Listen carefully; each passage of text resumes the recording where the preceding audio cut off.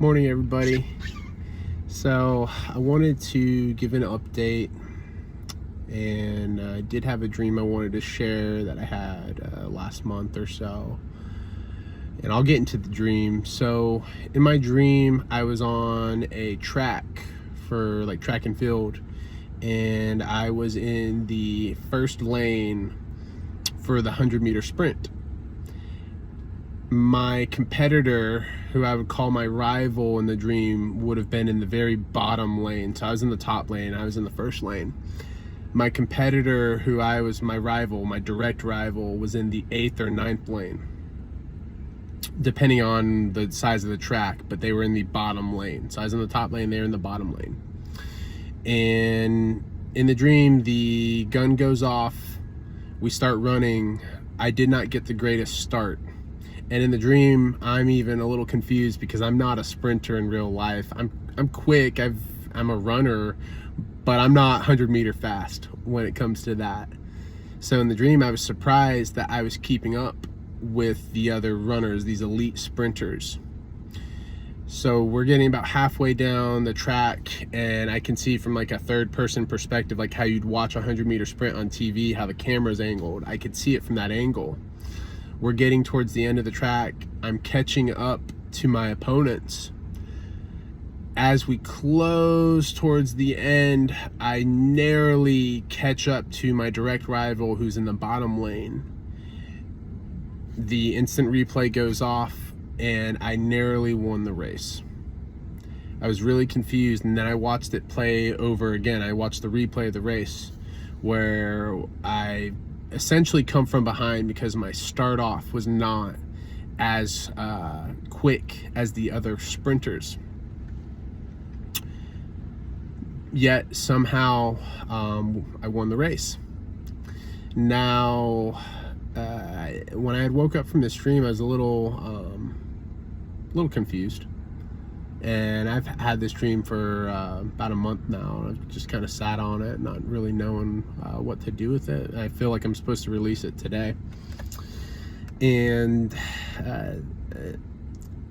I did a little research on sprinters, and the top lane and the bottom lane are not typically the lanes where the people who are contenders, who are expected to win, they don't normally place them in the 1st or 8th and 9th lane.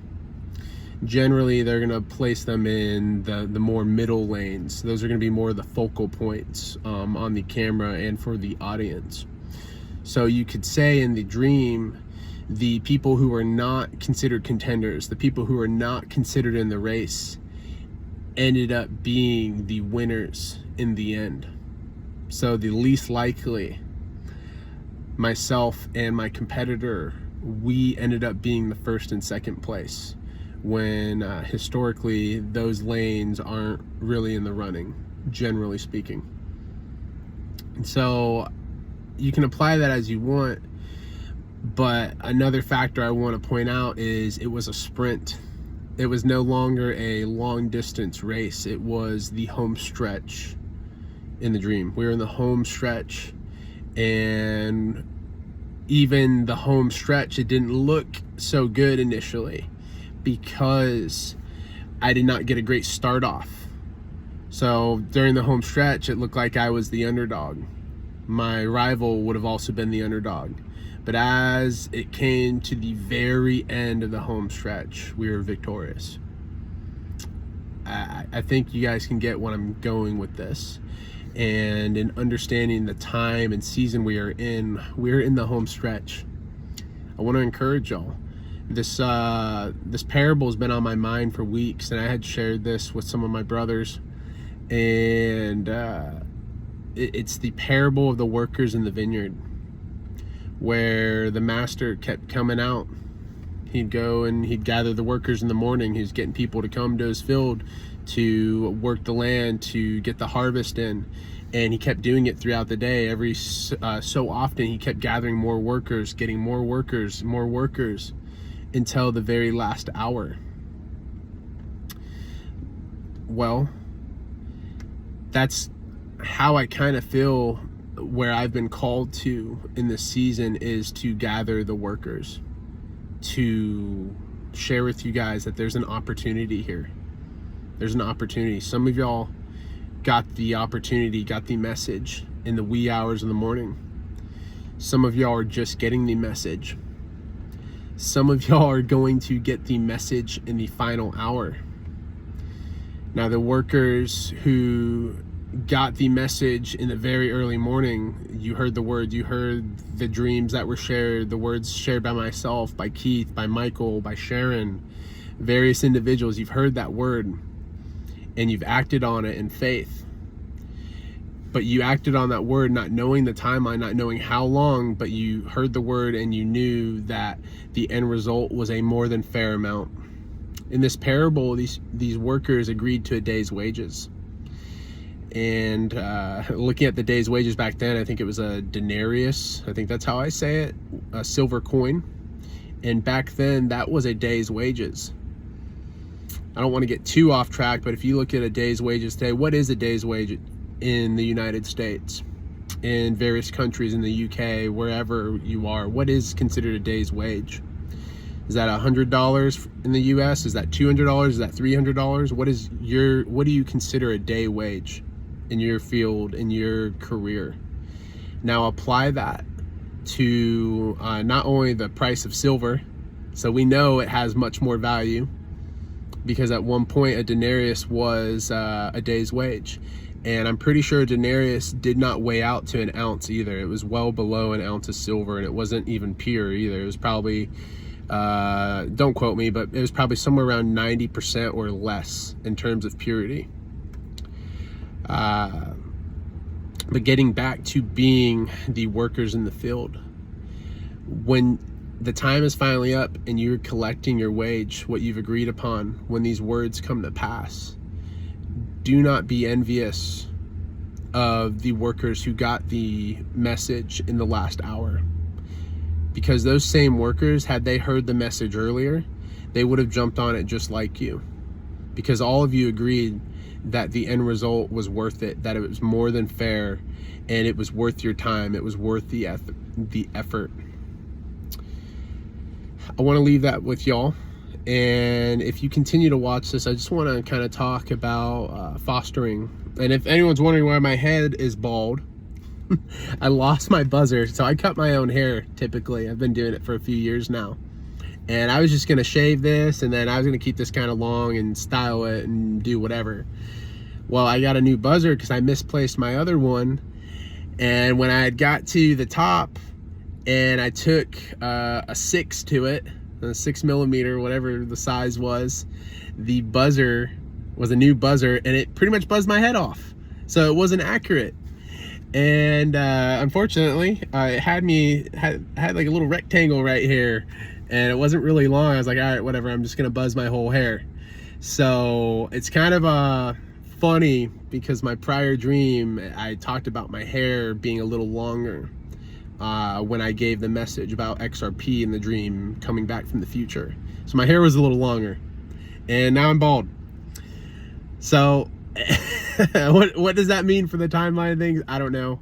God has a sense of humor, and I don't want y'all thinking I cut my hair to postpone the timeline, because that's definitely not what happened. It's just very funny, the timing of it happening.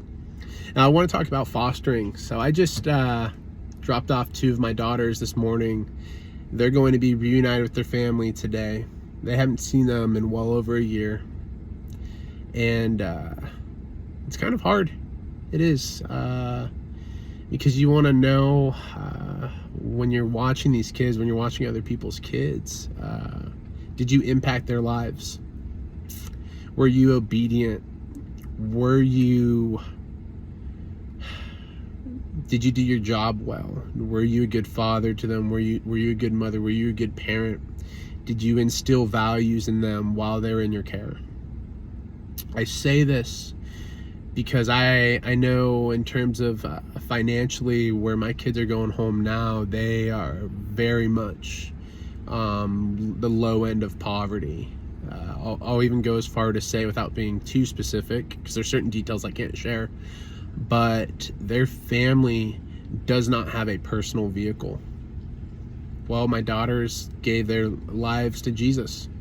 They have Bibles, they have devotion books now, but they're young, and they don't actually have a personal vehicle. So if my girls do want to go to church, they want to get involved in a local church.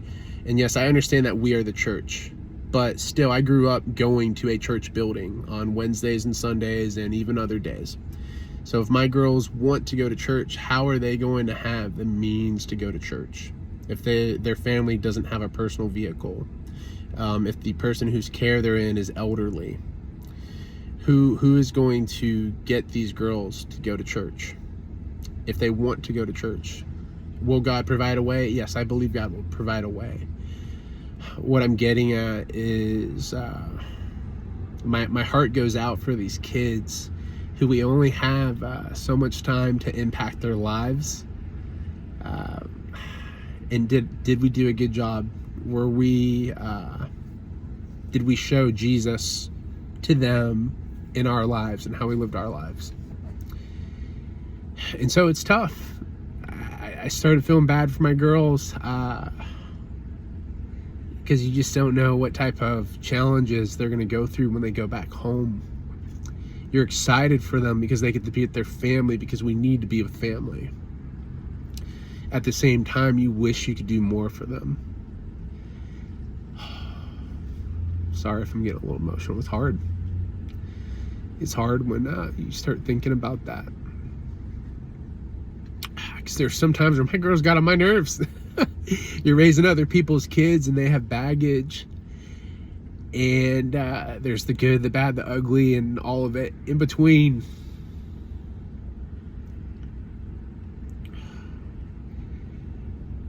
As the church, we are called to pursue the cause of widows and orphans.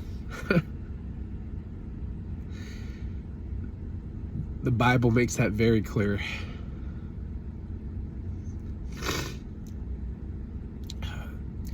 If you have never fostered before and you have the means to do it, I highly encourage you consider it. If you don't have the means to foster in your home, but maybe you serve in a church. A lot of these foster families, these parents, because they've given their lives to fostering, they don't get an opportunity to go on dates anymore. I'm thankful for my wife. I have a great wife, and we still do find time for each other. We're busy. We're constantly busy. We have our own kids. We foster. We're busy. But I'm still thankful for my wife. But there are other families who they take on kids who have severe disabilities, whether they're autistic, they're physically handicapped, they just all kinds of issues, things that it really makes it difficult for them to even go out in public, to even go grocery shopping. And yet they are pursuing the cause of widows and orphans, particularly orphans. And so I encourage you, churches, people who serve in the church, that your church gets on board with a local fostering organization. And maybe you open up your doors once a month, your gym, if you have a gym at your church or a recreational area, that you open up your doors for these families to bring their kids and drop them off for a few hours. And that you play with these kids, that you show them Jesus, that you love on them with your time, and that you can encourage the parents who are out there doing this. I've had good kids, and I know fostering isn't always pretty. The Bible, when it says to take on widows and orphans, it didn't say take them on because it's easy. Obviously, it's difficult, because if it wasn't, everyone would be doing it. But I encourage you, if you've never been involved with orphans, fostering kids, that there is stuff you can do without having to have them in your home if you don't have that means. But if you do, and you've been thinking about fostering in your home or through some type of organization, I highly encourage you to move forward with it and see if God opens a door for you to do it, and that maybe this is a confirmation for you. I had no idea how broken the system is until I did it. I'm actively doing it. And your state, your DHS, your DCFS, the whole system behind it is so broken. And I believe that's another reason why the Bible told us, we as the church, we are supposed to take on these kids, because government isn't meant to do it. Government isn't going to show them Jesus. These kids, you might be the only Jesus they ever see. There's more I could say right now. It's a little tough this morning. Now I'm thinking about it. But I'm going to leave that with y'all now. You be blessed. Y'all take care.